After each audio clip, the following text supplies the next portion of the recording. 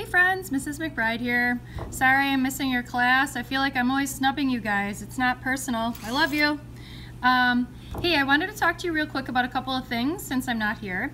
The first one is on Station 3 and Station 4. Okay, so what you should have done, sorry as I turn the paper here, is you should have gotten a D value that was sort of like 1e to the negative 6 meters. Okay, now the first thing it says is that we're going to convert to millimeters. Now remember, when we're converting, okay, we're asking ourselves, what do we want to get rid of?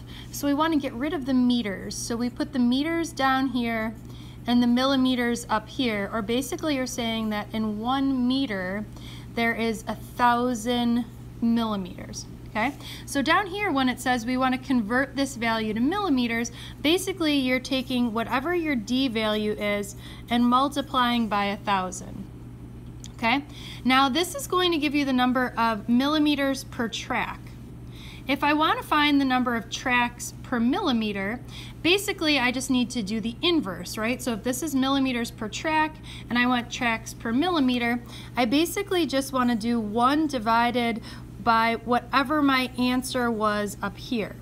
Okay, now since this is a CD, this is something that we know as an actual value. So according to like what the definition of a CD is, this should be something like about 650 tracks per millimeter. So you should be getting somewhere in that ballpark. And a DVD, that's why DVDs are used to store movies, right? Because movies are longer and have more information. A DVD actually has more like 1,500 tracks per millimeter. Okay, that makes sense? So again, what I want you to do is I want you to finish up this lab, okay? And then you are going to answer the questions here and the questions here, okay? Now Mrs. Borzik has the answers to these, so if you're interested in checking your answers, which I know I'm sure you are, you certainly can do that. I want to point out one thing that my students in my first block had trouble with.